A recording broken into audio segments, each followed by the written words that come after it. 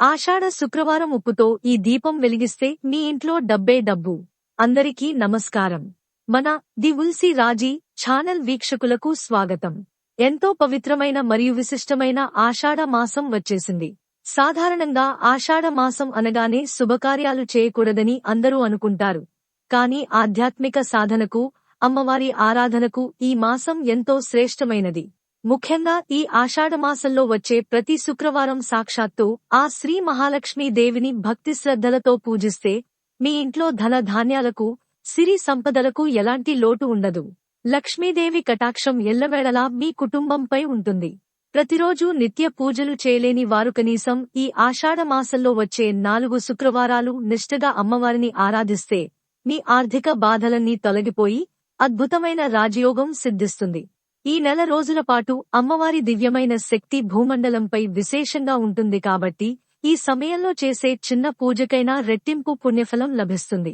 ఈ పవిత్రమైన ఆషాఢ శుక్రవారాల్లో లక్ష్మీదేవిని ఎలా పూజించాలి, ఐశ్వర్య దీపాన్ని ఎలా వెలిగించాలి, అలాగే పాటించవలసిన ముఖ్యమైన నియమాలు మరియు పరిహారాల గురించి మనం ఇప్పుడు ఈ వీడియోలో వివరంగా తెలుసుకుందాం.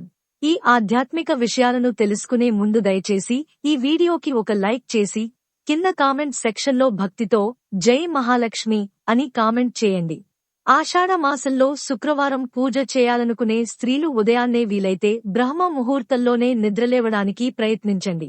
ఒకవేళ అది సాధ్యపడకపోతే కనీసం ఉదయం 8 గంటల లోపు మీ పూజా కార్యక్రమాలను పూర్తి చేసుకోవడం చాలా మంచిది. నిద్రలేచిన వెంటనే ఇల్లంతా శుభ్రం చేసుకుని తుడుచుకునే నీటిలో కొద్దిగా కల్లుప్పు మరియు పసుపు వేసి ఇల్లు తుడిస్తే ఇంట్లో ఉన్న ఎలాంటి నెగటివ్ ఎనర్జీ అయినా సరే వెంటనే బయటకు వెళ్లిపోతుంది.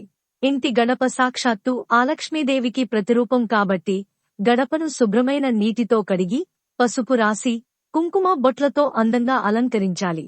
ముఖ్యంగా పసుపు రాసేటప్పుడు అందులో కొద్దిగా కర్పూరం పొడిని కూడా కలిపి రాస్తే ఆ సుగంధానికి మహాలక్ష్మి ఎంతో సంతోషించి మీ ఇంట్లోకి అడుగు పెడుతుంది.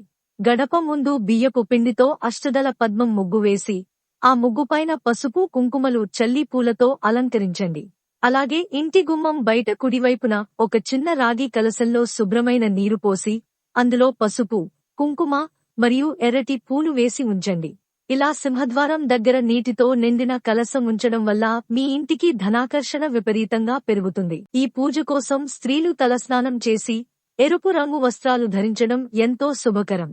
కాళ్లకు పసుపు రాసుకుని పాపిట్లో సింధూరం లేదా కుంకుమ పెట్టుకుని నిండు ముత్తైదువలా తయారై అమ్మవారి పూజకు ఉపక్రమించాలి. అయితే శుక్రవారం నాడు పూజ గదిని తుడవకూడదు కాబట్టి గురువారం రోజే పూజ గదిని శుభ్రం చేసుకుని దేవుని పటాలకు గంధం, కుంకుమ బొట్లు పెట్టి సిద్ధం చేసుకోవాలి. లక్ష్మీదేవికి ఎర్రటి పూలు అంటే మహాప్రీతి కాబట్టి ఎర్రటి తామర పూలు లేదా గులాబీ పూలతో అమ్మవారి పటాన్ని సర్వాంగ సుందరంగా అలంకరించండి. మీ దగ్గర ఉన్న బంగారు ఆభరణాలను కూడా అమ్మవారి పటానికి అలంకరిస్తే మరింత ఐశ్వర్యం సిద్ధిస్తుందని శాస్త్రాలు చెబుతున్నాయి. పూజ మొదలుపెట్టే ముందు అమ్మవారికి తమలపాకులు, వక్క అరటిపండ్లు, పసుపు, కుంకుమలతో తాంబూలం సమర్పించి మీ మనసులోని సంకల్పాన్ని లేదా కోరికను గట్టిగా తలుచుకుని నమస్కరించుకోవాలి. ఆ తర్వాత మట్టి ప్రమిదలలో ఆవు నెయ్యి పోసి 2 దీపాలను వెలిగించాలి. ఆ దీపాలకు కూడా పసుపు కుంకుమలు పెట్టి అక్షింతలు, పూలు వేసి నమస్కరించుకోవాలి. నైవేద్యంగా పాలు పొంగించి చేసిన పరమాన్నం, దద్దోజనం మరియు తాజా పండ్లను అమ్మవారికి నివేదించాలి. ఈ ఆషాఢ మాసంలో వచ్చే 4 శుక్రవారాల్లో ఏదైనా ఒక శుక్రవారం నాడు మీ పూజ గదిలో ఐశ్వర్య దీపం వెలిగించడం అద్భుతమైన ఫలితాలను ఇస్తుంది. దీనినే ఉప్పు దీపం అని కూడా అంటారు. దీన్ని వెలిగించడానికి ఒక పెద్ద మట్టి ప్రమిద తీసుకుని అందులో నిండుగా కల్లుప్పు పోయాలి. ఆ ఉప్పు పైన మరొక చిన్న మట్టి ప్రమిదను ఉంచి అందులో ఆవు నెయ్యి పోసి 2 వత్తులతో దీపాన్ని వెలిగించాలి. ఈ ఐశ్వర్య దీపానికి పసుపు కుంకుమలు పెట్టి పూలతో అలంకరించి అమ్మవారి ముందు ఉంచాలి.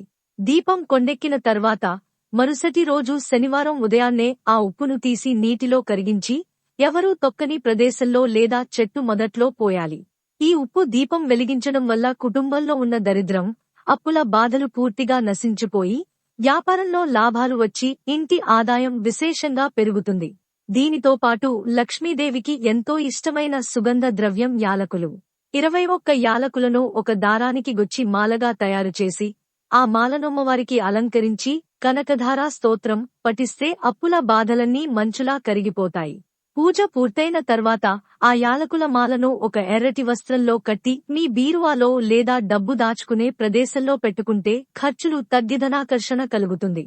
అలాగే ప్రతి ఆషాఢ శుక్రవారం తులసి కోట పూజ చేయడం అత్యంత ఆవశ్యకం. సాక్షాత్తు మహాలక్ష్మి నివాసం ఉండే తులసి కోటకు పసుపు కుంకుమలు పెట్టి కొన్ని ఆవు పాలు పోసి బియ్యపు పిండితో ముగ్గు వేసిన ఈ దీపం వెలిగించాలి.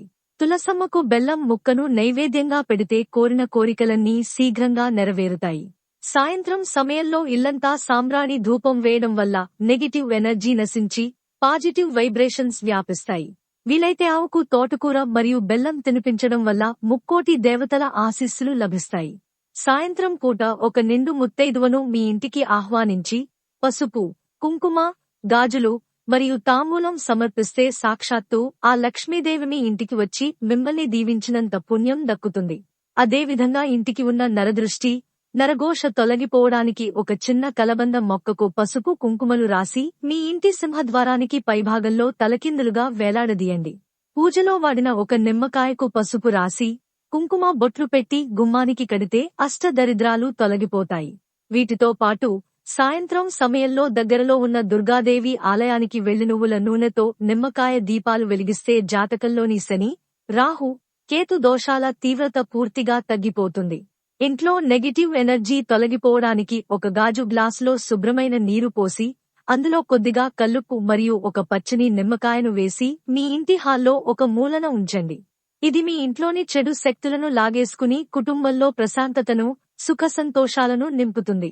రావి చెట్టు కింద నువ్వుల నూనె దీపం వెలిగించి 7 ప్రదక్షిణలు చేయడం వల్ల ఏలినాటి శని ప్రభావం నుండి ఉపశమనం లభిస్తుంది. ఈ నియమాలను పాటిస్తూ కనకధారా స్తోత్రం లేదా మహాలక్ష్మి అష్టకం పఠిస్తూ అమ్మవారికి కుంకుమార్చన చేస్తే మీ ఇల్లు సిరి సంపదలతో తులతూగుతుంది.